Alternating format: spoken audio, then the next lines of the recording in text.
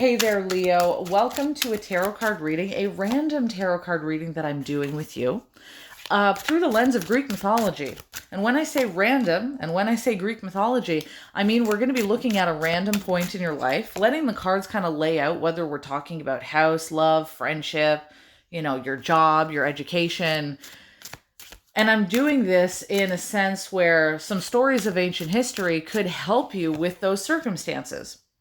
Also, because I already did your March and April readings on my TikTok, your full readings have already been done. Did we get philosophy? I just tripped her name up. Philophrosine. It's Sine. Philophrosine. Sine. Philophrosine. You say it in a Greek accent, right? Philophrosine. Twice. This is fantastic. Okay. Okay, sorry. Back to what I was saying before. I was absolutely stunned at what you guys were showing up with. That caught me so off guard. It's been so long since I've seen that. So what we're saying, now we're throwing cards out, guys. As I was saying, history, as much as I trip up my words every now and then, I love digging into the history of things. We can look at life like we would if we were reading Plato or Aristotle. When we read books from antiquity, and we've never gone through those situations, we can still look at those old books and say to ourselves, how can we apply these old lessons to our life? That's what we're doing here. Because again, I've already done your March and April readings, so I just wanted to look into something in a random sense. And if this wasn't filled with circumstances of friendship, I don't know what is, because there's wild energy coming out with this, a duplication. Like I said, philophrosine. Let's try and do it in Greek language. Philophrosine. Or philophrosine, if you want to say it in an English sense, which I almost did at the beginning of this. She's about friendship. More than one friend energy is coming out here.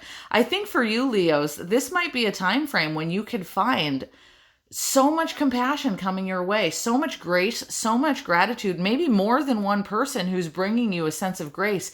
And if it's not you having these amazing friends who are coming into your life to help you, I think you might be able to look at how you can offer a sense of friendship to someone else with two cards of friendship showing up here. It's almost like this is discussing how you interact with someone. Now, Thanatos is here. And this is about the end of something, but in the reversal, it is a retransformation, and it could very well be a retransformation of a friendship in the past or an associate of yours in the past that had at one time ended but is now transforming. In fact, it could be an ending of some kind of friendship or association in the past that caused you to transform into somebody who has more kindness, more compassion. Atlas is also here. Historically speaking, I know that many people understand Atlas as holding up the whole earth. He held up the heavens, technically speaking, as punishment of all things. And he did a couple times. He held up aspects of the earth to some degree. He got kind of transformed into a mountain at one point by Heracles. Whether he was getting punished by all the gods or turning into a mountain, his duty was evident, and it was in his foundational form. What he always dealt with was foundational structures of things. So with this card being in the reversal position, I think that an association in the past or a friendship that you had in the past was not foundationally stable enough to hold up what you were doing in that friendship or what you were doing in that association. You may have dealt, and when I say association, because there's more than one friendship card, it could have been in a place that involved more friends, like a workplace where you have coworkers amongst you. It could have been a school setting, wherever it was where you were dealing with multiple people. Something was not foundationally good. It wasn't stable, and it broke. There was a leaving, right? Like I said, Thanatos is here to identify with that concept of something that has ended, but it also requires a transformation into something new. And it's also connected to how you might have had to come to a realization that a relationship that you were in or a group setting that you were in, it's almost like it was defeated, because Thanatos is about being defeated. He ultimately comes out on top, right? He's connected to death and transition, and you cannot defeat death. Death will always defeat you in the end. And so we have almost this vibe here in this reading of a friendship. Like, you may have done something that caused a defeat in the friendship, or you feel like you were defeated because something wasn't foundationally good. If you weren't the one who did wrongdoing, or maybe in a group setting, maybe it was a workplace that was doing something inappropriate, and so the workplace itself got defeated. If you weren't the one who feels like, oh, damn, I was defeated, then another person that you were dealing with may be coming up to the realization that you defeated them over something, that they had foundationally not enough structure to carry on the relationship, or that the community you were in wasn't foundationally capable of going on, so the community itself feels defeated. Sometimes this shows up, like I said, in job dynamics, where a boss, a supervisor has to say, oh shit, we have to lay these people off. We're getting defeated in this. You know what I mean? There's this energy of foundationally being defeated. I say that again repetitively here. I also think that it's interesting that Cleo is in the reversal, because she is about good deeds and the documentation of those good deeds. So it genuinely, with her in the reversal, it looks like somebody did something that they might have known was wrong, and they got documented for it. They got caught for it. And this is either you, or this is somebody that you're witnessing. Again, associations of yours who perhaps could use some compassion and use some mercy and some grace, because if they handled this in a way where they were not doing things properly, they didn't document things consistently, and all of a sudden it blew up in their face, then they're going to have to learn this lesson.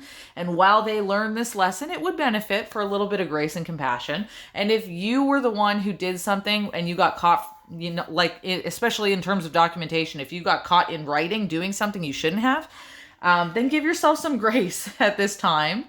These are transitional lessons. Again, Thanatos is about that transition period that you go through. And Calliope, the one that I have not yet spoken about, this is about wisdom that you gain from this kind of lesson, but also eloquence, so that in the face of difficulties, you deal with them eloquently. You take them with grace. That actually, eloquence and grace could go hand in hand somewhat as like a synonym. You could kind of consider them similar or the same, where there's like this reality when, like as an example, when you're playing soccer and you say good game, you take the losing side of it with grace. You see what I'm saying? Losing gracefully feels like the energy of this. And if you can do that, honestly, you gain more honor, you gain more respect when somebody can take their lumps and bumps. If they get into a difficulty, if they've said something to a friend and they know, or if you yelled at a partner and you shouldn't have done that, if you were caught in documentation doing something you shouldn't have been, the best thing that you can do is own up to it, take accountability for it. And again, if this is another person, then that would be the best thing that they could do, right? But with that being said, what I'm going to do, let me actually grab an extra deck here. Let's read a little bit of advice. Okay, we've got things coming out here. Let's get a little bit of advice just so that we can see what you can do on the outside, right? Because taking accountability, these kind of things come from within. Let's see about the actions you can do while you're in this circumstance. Okay, this is interesting. This is interesting. Okay, it's interesting because the loyal llama reminds us, I think, that loyalty is important, but loyalty to the truth is important. Loyalty to peace is important. We can have dynamics where people could consider loyalty as just an interaction that we have with other people. Yes, being loyal to another person is a good thing. And if you mess that up, or you get documented messing it up, or if someone gets documented messing it up, then it sucks. But in the meantime, when we're not dealing with loyalty amongst other people, loyalty to our own integrity and our own peace is very important.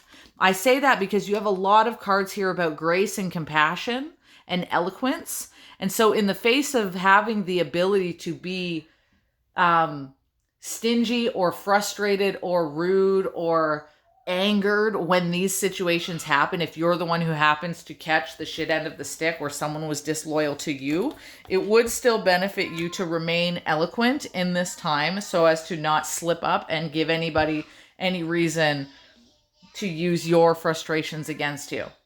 And to keep in a position of integrity, right? That's the main thing. Not just for other people not to catch you on things, that's one aspect, but really to remain loyal to your own integrity for you, for the sake of you, so that you can sleep better at night, knowing that you didn't let stress, and frustrations and wrath and annoyance get the best of you.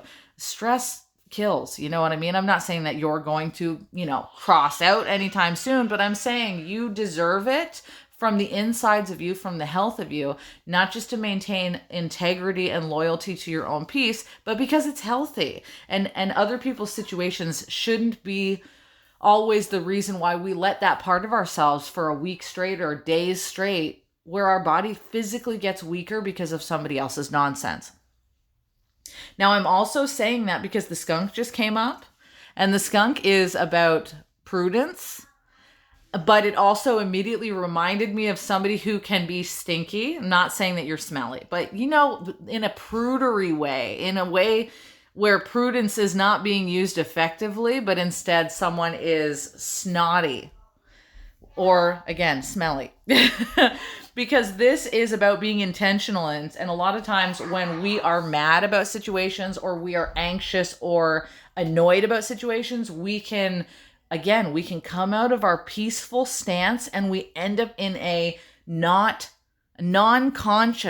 sense. We just act through reactions very quickly, like a skunk who reacts very quickly and sprays everything around. And then before you know it, because someone sprayed without looking everywhere, the whole room stinks. I'm using the animal metaphor if you haven't noticed. Sometimes in life we react very quickly when we could have otherwise been friendly and graceful and compassionate or eloquent. And instead, when someone just yells and freaks out or sends the wrong messages too quickly, the whole room just gets bogged up. Or in this case, the whole interaction between you and a person. Or again, in terms of job spaces, sometimes a boss reacts too quickly and later on they have to deal with it when their coworkers and their underlings don't like them anymore. This is an important interaction, not just between friends and family members, but in our dynamics that we have with each other in the workforce, in our school systems. Treating people with respect is the name of the game, and giving ourselves a sense of peace is the only way forward. So that's your advice here. This lays out the situation. And the way to get a benefit is going to be by maintaining your reactions and being intentional with your reactions, not just sending messages quickly, not just yelling things quickly. And if you feel stressed out in your heart center, your breathing feels shallow, you're starting to get frustrated, look at yourself and say to yourself, oh shit, this is one of those moments where I'm stressed. And then sit and give yourself the time to actively, consciously, not reaction-based, but consciously settle yourself down, because you deserve it. Your integrity deserves it. The loyalty to your peace and you in general deserve that. So I will leave you off with that, my dear Leos. It is the time to lay low like a lion, relaxing and basking as opposed to roaring. I wish you all the best with all of this. Many blessings to you, and ciao for now.